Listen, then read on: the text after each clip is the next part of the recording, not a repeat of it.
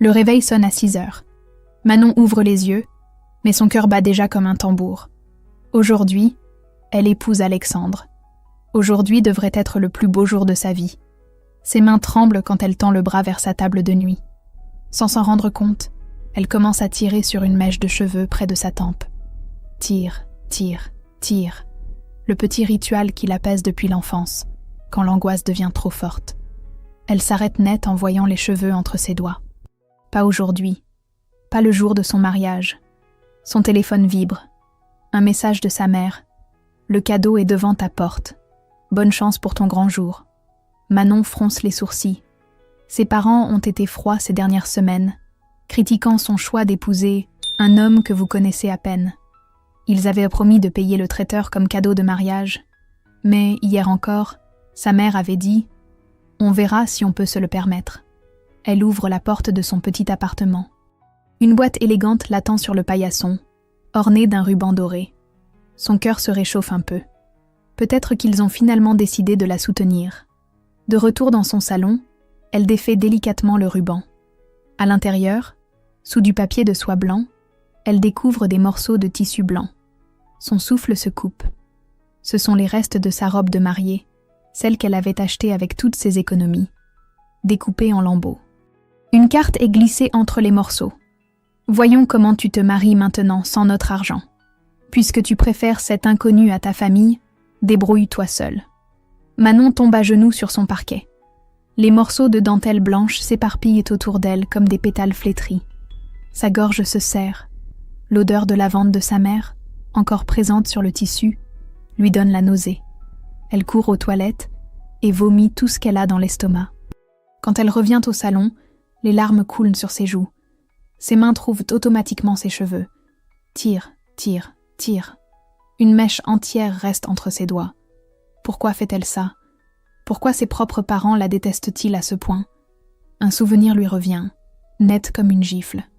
Elle a 12 ans. Elle vient de rater un contrôle de mathématiques. Sa mère la regarde avec ses yeux froids qu'elle connaît si bien. « Maman, pourquoi tu ne m'aimes pas? Parce que tu me rappelles tout ce que j'ai perdu. » Elle n'avait pas compris à l'époque. Aujourd'hui encore, cette phrase la hante. Manon regarde son reflet dans le miroir du salon. Ses cheveux sont ébouriffés, ses yeux rouges et gonflés. Comment peut-elle se marier dans cet état? Alexandre mérite une fiancée radieuse, pas cette épave. Elle attrape son téléphone d'une main tremblante et compose son numéro. « Mon amour, tu es matinale aujourd'hui. » La voix chaude d'Alexandre lui brise le cœur. Elle éclate en sanglots. « Alexandre, je ne peux pas. Manon, que se passe-t-il? Où es-tu? » « Chez moi. Mes parents, ils ont... » Sa voix se brise. « Je ne mérite pas ce bonheur. Ils ont raison. Annule tout, je t'en supplie. J'arrive. Ne bouge pas. » Il raccroche avant qu'elle puisse protester. Manon s'effondre sur son canapé, entourée des restes de sa robe. Dans quelques heures, elle devait dire oui à l'homme qu'elle aime. Maintenant, elle n'a plus rien. Pas de robe, pas de famille, pas de confiance en elle. Juste cette vieille douleur qui lui ronge le cœur depuis l'enfance. Et cette question qui la torture. Qu'a-t-elle fait de si terrible pour mériter tant de haine? 15 minutes plus tard, Alexandre frappe à la porte. Manon n'a pas bougé du canapé, recroquevillée parmi les morceaux de tissu blanc. Ses doigts continuent de tirer sur ses cheveux, laissant de nouvelles mèches éparpillées sur ses genoux. Il entre avec sa clé et s'arrête net en découvrant la scène. Son visage se durcit quand il voit les restes de la robe, puis s'adoucit quand il pose les yeux sur Manon. Mon Dieu, qu'est-ce qu'ils ont fait? Elle ne répond pas. Elle ne peut pas. Alexandre s'approche lentement, comme on s'approche d'un animal blessé. Il s'agenouille devant elle et, doucement, écarte ses mains de ses cheveux. « Regarde-moi, Manon. » Ses yeux verts sont remplis d'une tendresse qu'elle ne mérite pas. Une tendresse qui lui fait plus mal que toute la cruauté de ses parents. « Tu tires sur tes cheveux quand tu as peur, n'est-ce pas ?» Elle hoche la tête, surprise qu'il l'ait remarqué. « Mon père adoptif buvait. Quand il rentrait le soir, je me cachais dans ma chambre et je me mordais les mains jusqu'au sang. » Alexandre remonte lentement sa manche gauche. Sur son avant-bras, des petites cicatrices blanches dessinent une constellation de douleurs anciennes. J'avais 8 ans quand j'ai compris que se faire mal à soi-même ne diminue pas la souffrance. Ça la déplace juste ailleurs. Manon le regarde, stupéfaite. Alexandre, si fort, si sûr de lui, cachait cette blessure. Ses doigts effleurent les marques sur sa peau. Pourquoi tu ne m'as jamais dit? Pourquoi tu ne m'as jamais parlé de tes cheveux? Ils se regardent en silence. Deux âmes abîmées qui se sont trouvées sans même le savoir. Alexandre se redresse et va chercher un verre d'eau dans la cuisine. Quand il revient, son visage a changé. Il y a une détermination nouvelle dans ses yeux. Manon, il faut que je te dise quelque chose. Quelque chose que j'aurais dû te dire depuis longtemps. Elle boit une gorgée d'eau. Ses mains tremblent moins maintenant. Ma famille, nous ne sommes pas juste à l'aise financièrement. Nous possédons plusieurs propriétés en France, dont le château de Malmaison. J'hérite d'une fortune considérable. Manon écarquille les yeux. Alexandre continue rapidement. Je ne te l'ai pas dit parce que, après ce que j'ai vécu enfant, j'avais besoin de savoir que tu m'aimais pour moi, pas pour ce que je possède. Et aujourd'hui, tes parents me donnent une chance de te le prouver. Il sort son téléphone et commence à composer un numéro. Bonjour, c'est Alexandre Moreau. Je voudrais organiser un mariage au château pour cet après-midi. Oui, aujourd'hui même. Non, l'argent n'est pas un problème. Manon le regarde, abasourdie. Le château de Malmaison? Elle a visité ce lieu magnifique lors d'une sortie scolaire, il y a des années. C'est l'un des plus beaux monuments de France. Alexandre, tu n'es pas obligé de... Si. Il raccroche, et s'agenouille de nouveau devant elle. Tes parents pensent t'avoir détruite. Ils vont découvrir qu'ils ont juste révélé à quel point tu es précieuse. Il prend ses mains dans les siennes. Des mains qui ont connu la douleur, comme les siennes. Tu sais ce qui me fait le plus mal dans cette histoire?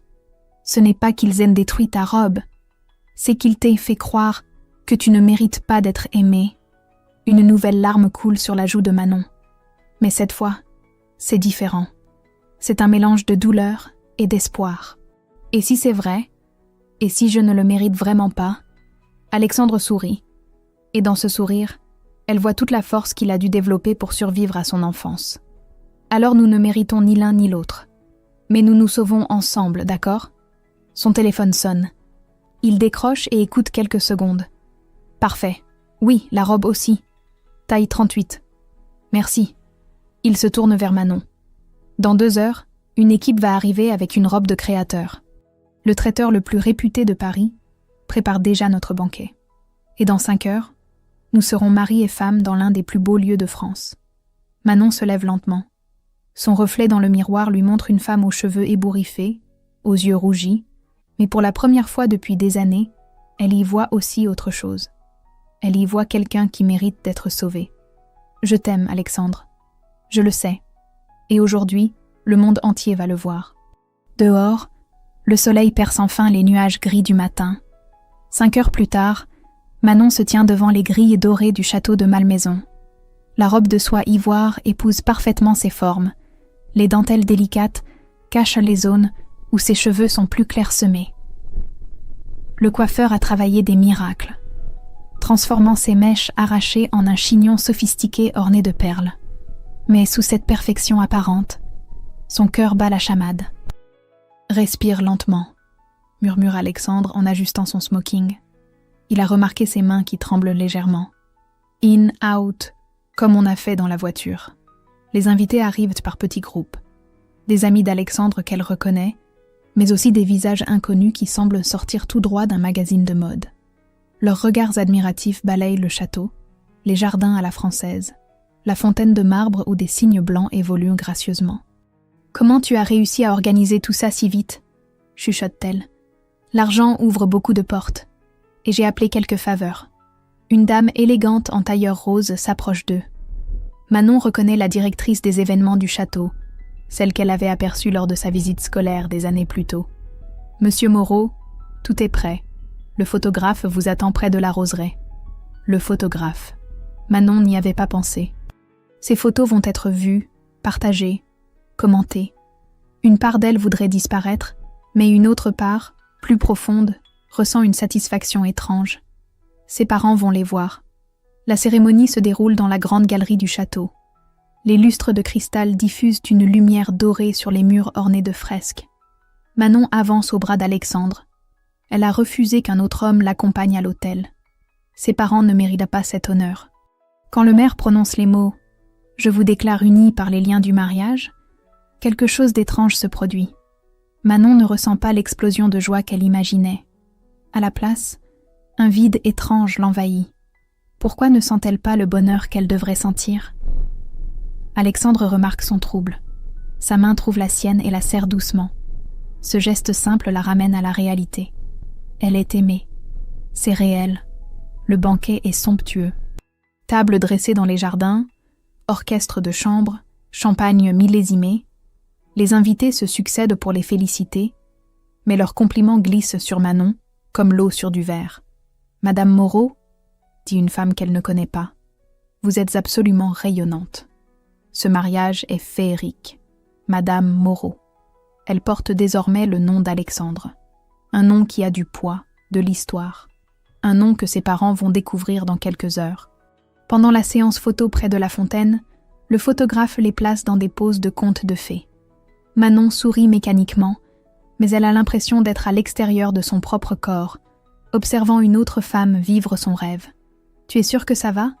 murmure Alexandre entre deux clichés. « Je ne sais pas pourquoi je me sens déconnectée. C'est normal. Après un choc émotionnel, le cerveau se protège. Tu vas revenir petit à petit. Il connaît vraiment la douleur. » Cette pensée la réconforte plus que tous les compliments de la journée.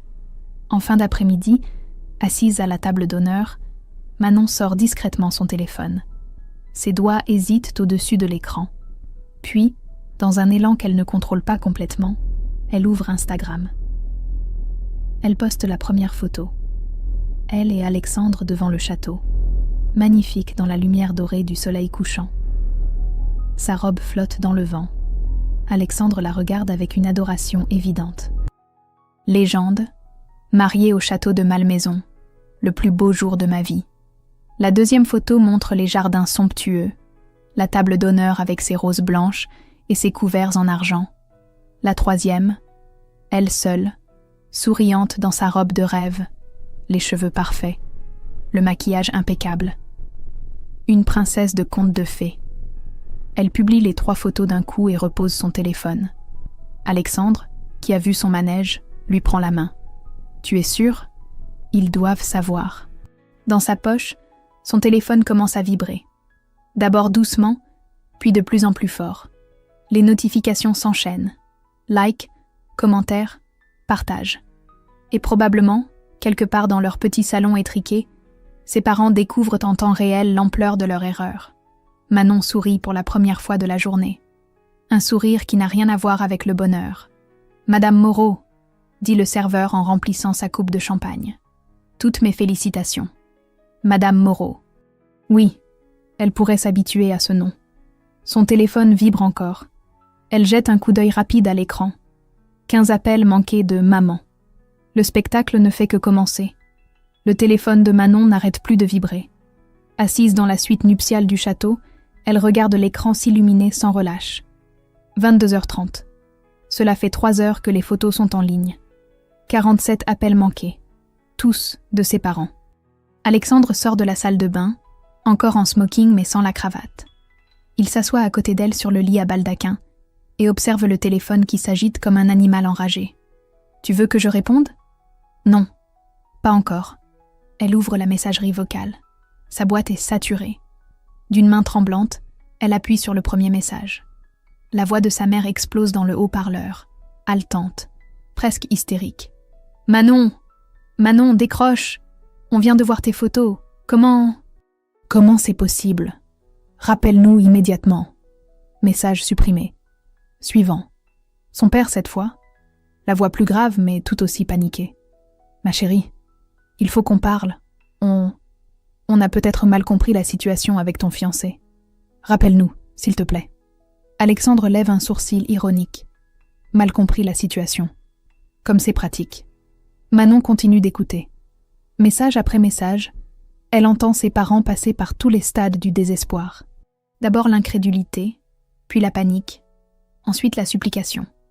Au 10e message, sa mère pleure.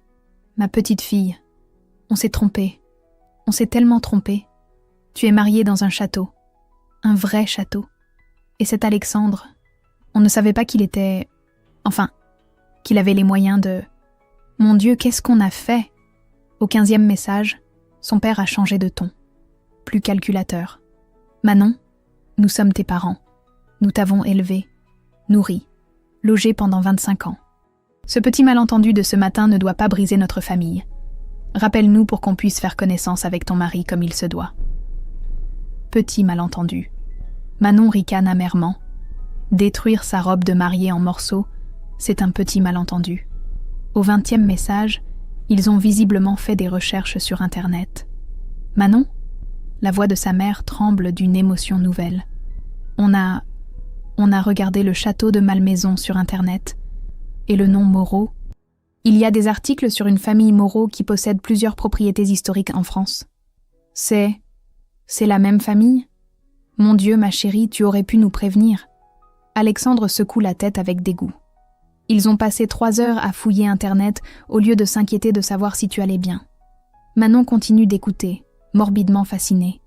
Ses parents se relaient maintenant, alternant menaces voilées et supplications pathétiques. Ta mère va très mal depuis ce matin. Elle regrette tellement. On était en colère parce qu'on pensait que tu nous abandonnais pour un inconnu sans le sou. Mais maintenant qu'on comprend la situation, nous sommes dans une période difficile financièrement, ma chérie. La maison, on risque de la perdre. Peut-être que ton nouveau mari pourrait nous aider à... Alexandre se lève brusquement. Ils osent, le jour de ton mariage, ils osent te demander de l'argent. Manon appuie sur pause. Le silence retombe dans la chambre, troublé seulement par le tic-tac de l'horloge ancienne sur la cheminée. Il y en a encore 27 à écouter, dit-elle d'une voix blanche. Tu n'es pas obligée. Si, je veux entendre jusqu'où ils peuvent aller. Elle reprend l'écoute. Les messages deviennent de plus en plus désespérés. Sa mère évoque des souvenirs d'enfance édulcorés, des Noëls prétendument merveilleux, des vacances qui n'ont jamais existé. Son père parle de fierté familiale et de réconciliation nécessaire. Au 40e message, sa mère craque complètement. « Manon, j'ai vu les photos. Tu es si belle, si élégante. J'aurais tellement voulu être là. C'est ma fille unique qui se marie et je n'étais même pas là. Comment j'ai pu être aussi stupide? Pardonne-moi, ma chérie. Pardonne à ta vieille maman qui a tout gâché. » Pour la première fois depuis le matin, Manon sent quelque chose remuer dans sa poitrine. Pas de la pitié pour ses parents, mais une douleur sourde. Cette partie d'elle, cette petite fille en elle, qui voulait encore leur amour malgré tout. Alexandre s'en aperçoit immédiatement. « Hey, regarde-moi !» Elle lève les yeux vers lui. Il s'agenouille devant elle et prend ses mains dans les siennes. « Ce que tu ressens là, c'est normal. C'est même sain. Mais souviens-toi de ce matin. Souviens-toi de ta robe en morceaux. Souviens-toi de ce qu'ils t'ont écrit. » Manon hoche la tête, mais une larme coule sur sa joue. Pourquoi j'ai encore envie qu'ils m'aiment? Après tout ce qu'ils m'ont fait? Parce que tu as un cœur qu'ils n'ont pas su protéger. Le téléphone vibre encore. Appel entrant. Maman. Cette fois, Manon décroche. Manon, ma chérie, enfin, tu vas bien? Où es-tu? Il faut qu'on parle. La voix de sa mère traverse le combiné comme un torrent d'angoisse mal contrôlée. Bonjour maman, je vais très bien. Je suis en voyage de noces. Un silence. Puis, ma chérie, nous avons fait une terrible erreur ce matin. Une erreur? La voix de Manon se durcit. Détruire ma robe de mariée, c'est une erreur? Nous ne savions pas que... Que quoi? Que j'épousais quelqu'un de riche? Et ça change quoi exactement? Nouveau silence. Plus long cette fois. Manon raccroche et éteint son téléphone. 92 appels en 3 heures. Un record familial. Alexandre la prend dans ses bras. « Fier de toi », murmure-t-il contre ses cheveux. Dehors, la lune éclaire les jardins du château de sa lumière argentée. Demain, ils découvriront ce que ses parents sont vraiment prêts à faire pour récupérer leur place dans sa vie. Mais pour ce soir, elle est Madame Moreau. Et c'est suffisant. 3 jours plus tard, Manon retourne dans son appartement pour récupérer ses affaires. Alexandre l'accompagne, portant les cartons de déménagement. Elle va officiellement s'installer chez lui, chez eux, dans sa maison du 16e arrondissement. En ouvrant la porte, elle découvre 12 bouquets de fleurs entassés devant l'entrée. Des roses rouges, des lys blancs, des orchidées violettes. Chaque bouquet accompagné d'une carte de ses parents. « Pardonne-nous, nous t'aimons. Tu nous manques terriblement. » Il ne lâcha vraiment rien, marmonne Alexandre en enjambant les fleurs fanées. Manon ne répond pas.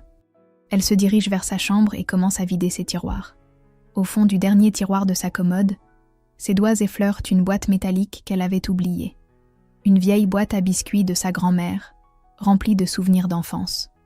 Elle l'ouvre machinalement. Photos de classe, dessins d'école primaire, cartes postales, et au fond, une enveloppe jaunie qu'elle n'avait jamais remarquée. Son nom est écrit dessus, mais d'une écriture qu'elle ne reconnaît pas. Une écriture tremblante, enfantine. Intriguée, elle ouvre l'enveloppe. À l'intérieur, un dessin au crayon de couleur. 2 bonshommes bâtons se tiennent par la main sous un soleil jaune. L'un porte une robe, l'autre un pantalon. En bas, écrit en lettres maladroites, « Pour ma petite sœur Manon. Je t'aime.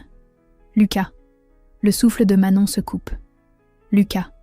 Ce prénom ne lui dit rien, pourtant il y a quelque chose de familier dans ces lettres enfantines.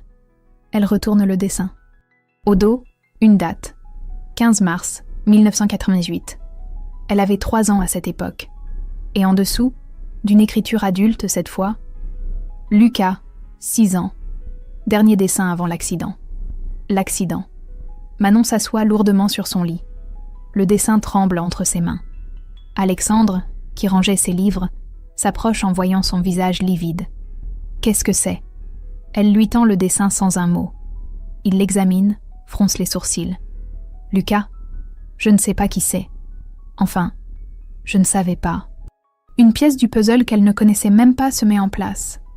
Les phrases cryptiques de sa mère. Cette froideur inexpliquée.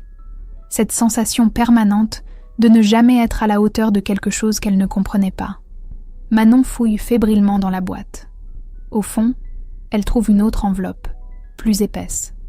À l'intérieur, des photos. La première montre ses parents, 20 ans plus tôt, souriant et tenant dans leurs bras un petit garçon blond aux yeux rieurs. Ses parents ont l'air heureux, d'un bonheur qu'elle ne leur a jamais vu. La deuxième photo, le même petit garçon, un peu plus grand, qui souffle ses 6 bougies d'anniversaire. Sa mère le regarde avec une tendresse que Manon a toujours espéré sans jamais la recevoir. La troisième photo lui serre le cœur. Le petit Lucas joue dans un jardin qu'elle reconnaît. C'est le jardin de la maison de ses grands-parents, où elle a passé quelques étés. Mais elle n'y allait que l'été. Lucas, lui, semblait y vivre. Au dos de cette dernière photo, l'écriture de sa mère. Lucas, notre petit prince. Juin 1988. Juin 1988. 2 mois avant sa naissance.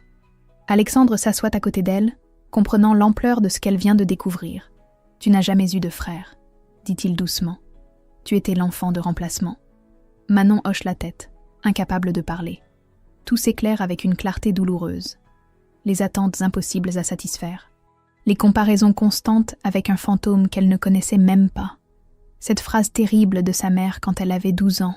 « Tu me rappelles tout ce que j'ai perdu. » Elle n'était pas en colère contre Manon. Elle était en colère contre le destin qui lui avait pris Lucas et lui avait donné une fille à la place. « Ils ne m'ont jamais aimée pour moi, » murmure-t-elle. Il voulait qu'il revienne. Alexandre passe un bras autour de ses épaules. Il comprend maintenant pourquoi elle tire sur ses cheveux, pourquoi elle doute constamment de sa valeur, pourquoi elle a si peur d'être abandonnée. On ne peut pas rivaliser avec un mort, surtout quand on ne sait même pas qu'il existe. « Maintenant tu comprends », dit-il. Leur méchanceté n'était pas gratuite. C'était de la douleur mal digérée qui a empoisonné toute une famille. Manon regarde encore une fois le dessin de Lucas. Ce frère qu'elle n'a jamais connu, mais qui a déterminé toute sa vie. Pour la première fois, elle comprend ses parents.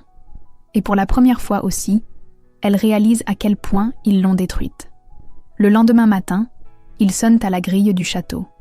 Manon les voit depuis la fenêtre de sa chambre. Ses parents se tiennent côte à côte sur le perron, petits et vieillis dans leurs manteaux sombres.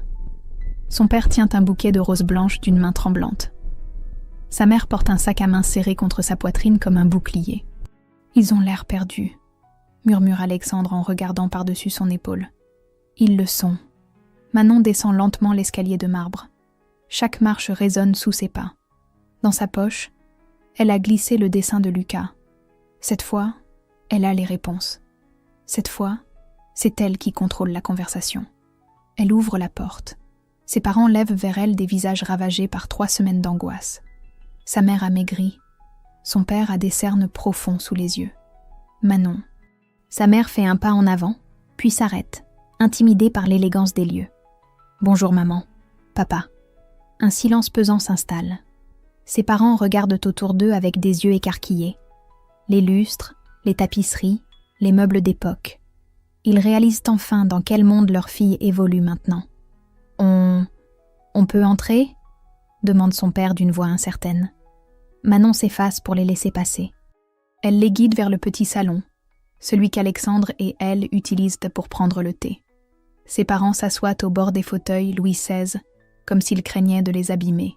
« Tu es magnifique, ma chérie », murmure sa mère. Manon porte une robe simple en cachemire beige. Ses cheveux sont attachés en un chignon lâche. Elle n'a plus cette tension permanente dans les épaules, cette façon de se recroqueviller qu'elle avait depuis l'enfance. « Nous sommes venus pour vous excuser ?» Manon sort le dessin de Lucas de sa poche et le pose sur la table basse. « Ou pour m'expliquer qui était mon frère ?» Le visage de sa mère devient livide.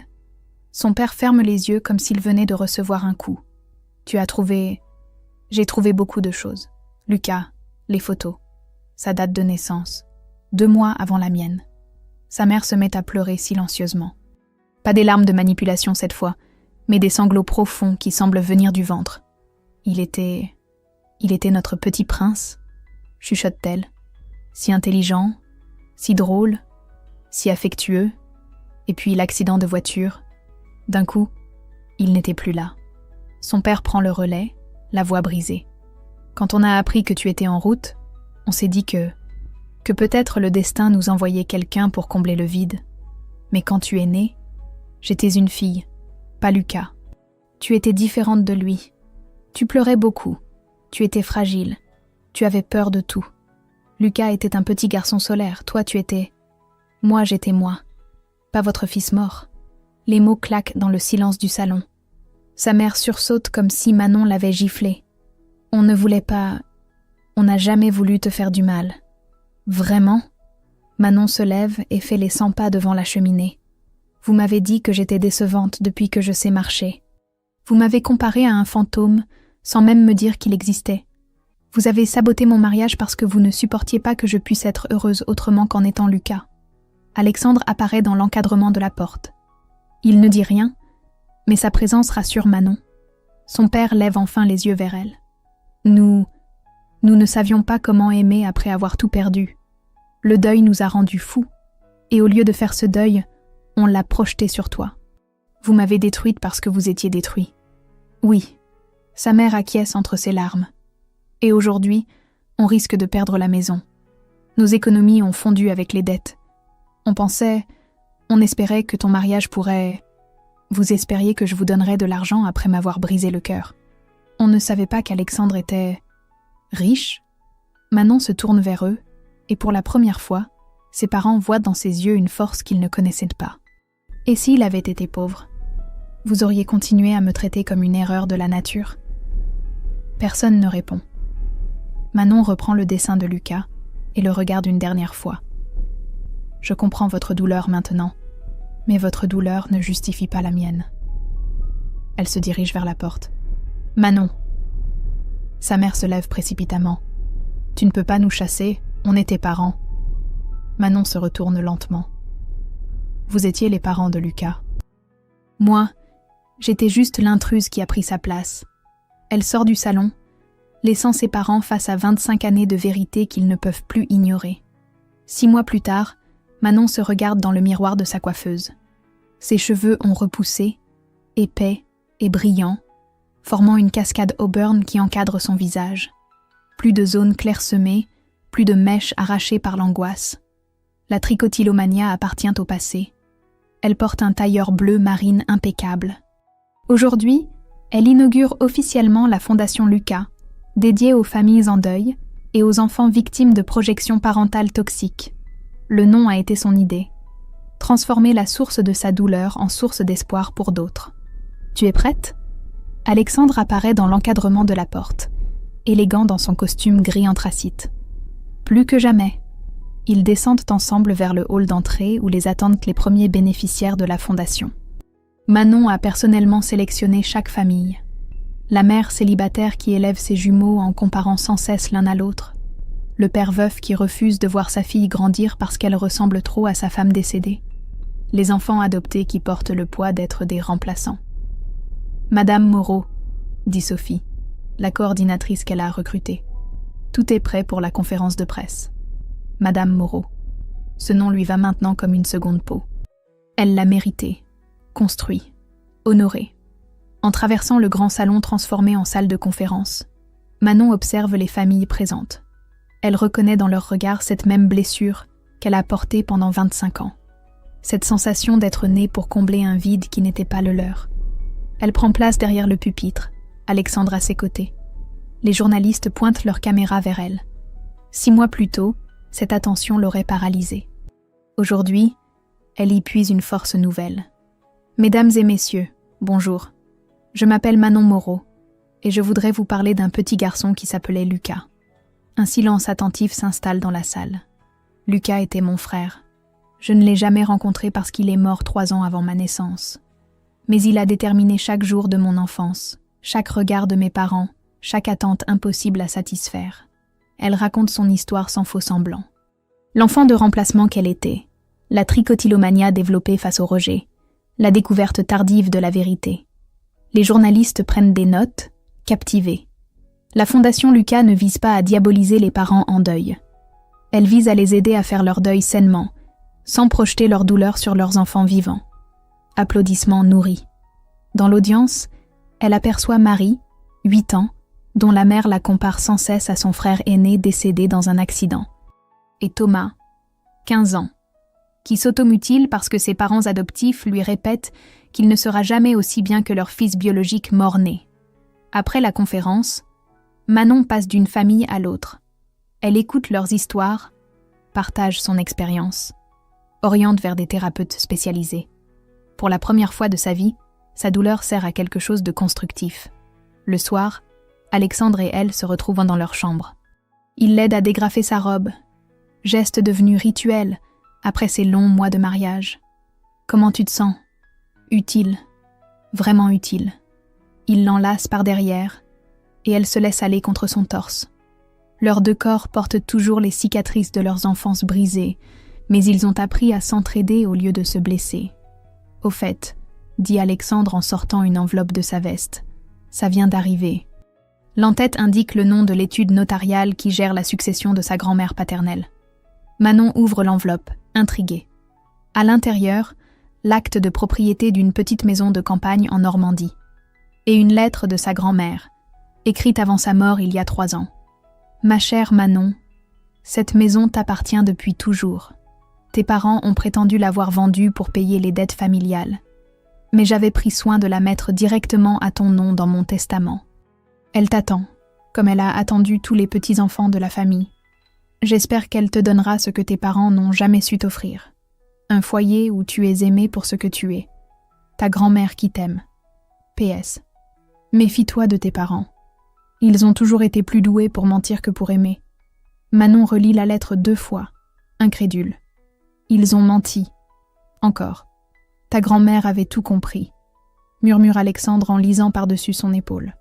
Manon plie soigneusement la lettre.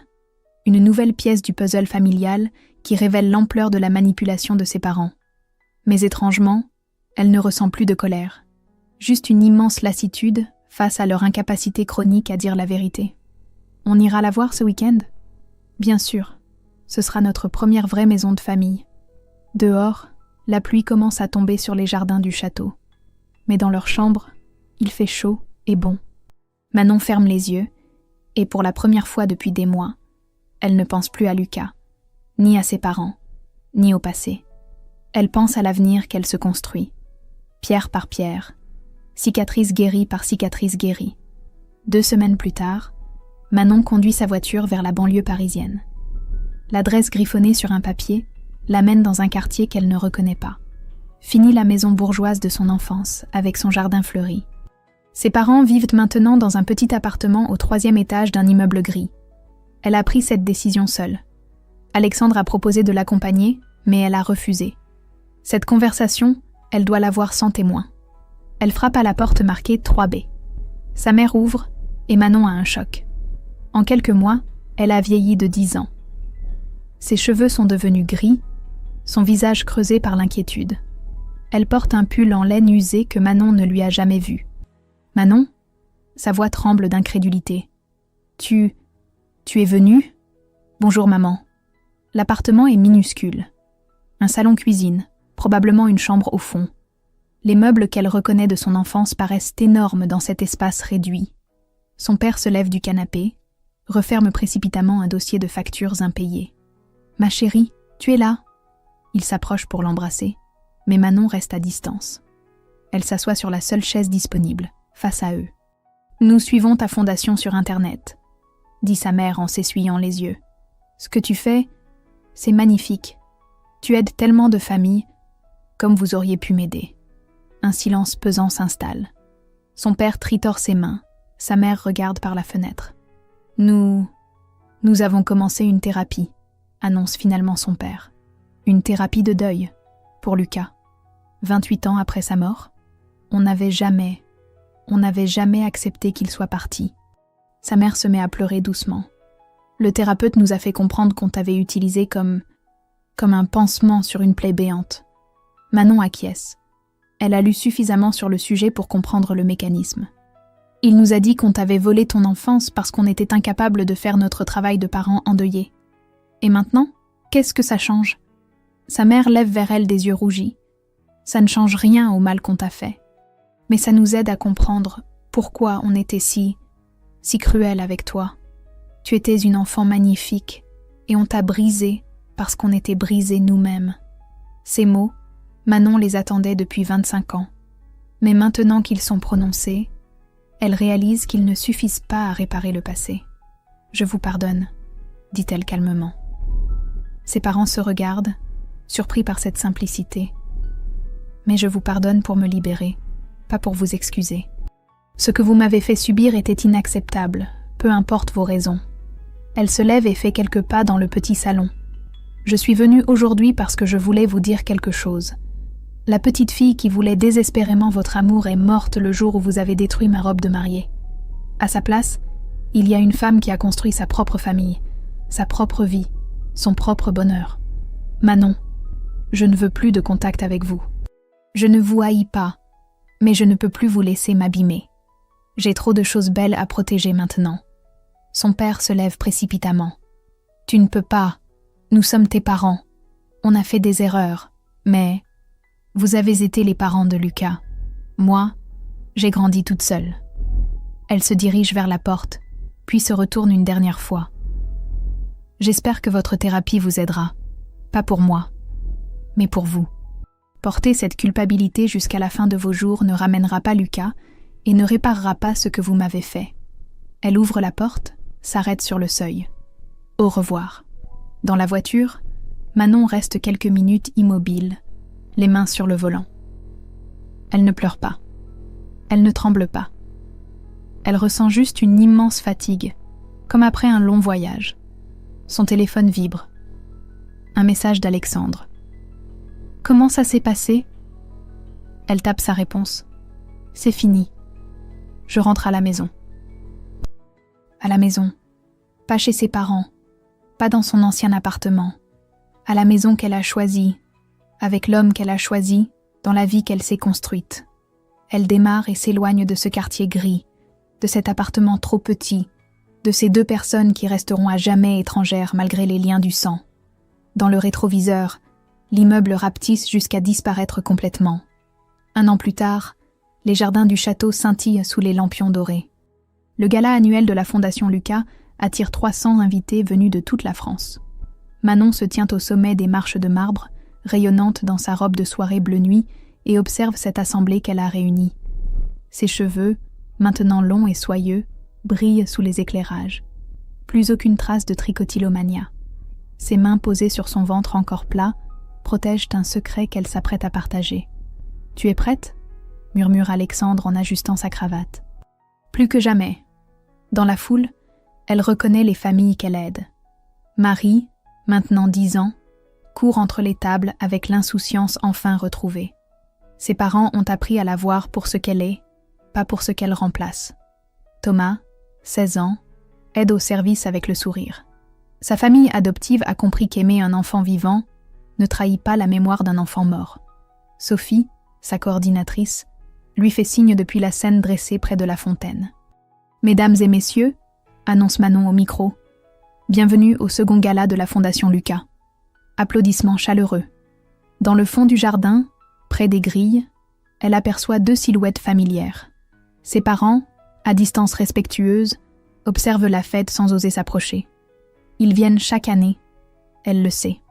Alexandre a donné des instructions discrètes à la sécurité pour les laisser regarder depuis l'extérieur. Cette année, nous avons accompagné 92 familles vers la guérison. 92 enfants ont appris qu'ils avaient le droit d'exister pour eux-mêmes. Nouveaux applaudissements. Manon prend une inspiration profonde. Je voudrais vous annoncer quelque chose de personnel. Alexandre et moi attendons un enfant. L'assemblée explose en félicitations. Alexandre la rejoint sur scène et l'enlace tendrement.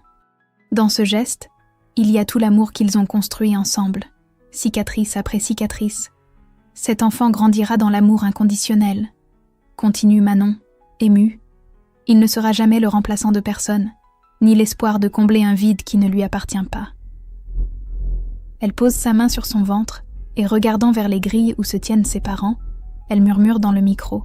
« Tu seras aimé exactement comme tu es, pas comme le remplaçant de quelqu'un d'autre. » Ces mots traversent les jardins comme une promesse solennelle. Près des grilles, sa mère porte une main à son cœur. Son père baisse la tête. Pour la première fois depuis la mort de Lucas, ils pleurent enfin vraiment. Pour leur fils disparu, qu'ils n'ont jamais su pleurer correctement. Pour leur fille qu'ils ont blessée en essayant de faire revivre un mort. Pour toutes ces années perdues dans un deuil mal géré qui a empoisonné 3 vies. La fête continue autour d'elle, mais Manon reste un moment immobile sur la scène. Elle pense à cette petite fille qui s'arrachait les cheveux pour exister, à cette adolescente qui se sentait invisible, à cette jeune femme qui a failli annuler son propre mariage par manque d'estime. Cette femme-là n'existe plus. À sa place se tient Manon Moreau, fondatrice d'une organisation qui sauve des familles, épouse aimée, future mère. Une femme qui a transformé sa plus grande blessure en sa plus belle force. Alexandre lui prend la main et l'entraîne vers la piste de danse improvisée sur la terrasse. Ils dansent sur La vie en rose, enlacés sous les étoiles, entourés de tous ceux qui forment maintenant leur vraie famille. Leurs amis sincères, les familles qu'ils aident, les employés de la fondation qui sont devenus proches. Une famille choisie, construite sur l'amour et la guérison plutôt que sur le sang et la culpabilité. Près des grilles, ses parents regardent encore quelques minutes avant de s'éloigner lentement dans la nuit. Ils reviendront l'année prochaine, elle le sait, et elle les laissera regarder, sans haine, mais sans espoir non plus. Certaines blessures ne se réparent jamais complètement, mais on peut apprendre à vivre avec, et surtout, on peut empêcher qu'elles se transmettent. Manon ferme les yeux et danse, une main dans celle d'Alexandre, l'autre sur leur enfant à naître. 3 générations qui briseront enfin le cycle de la douleur. Dans ses bras, l'avenir commence enfin.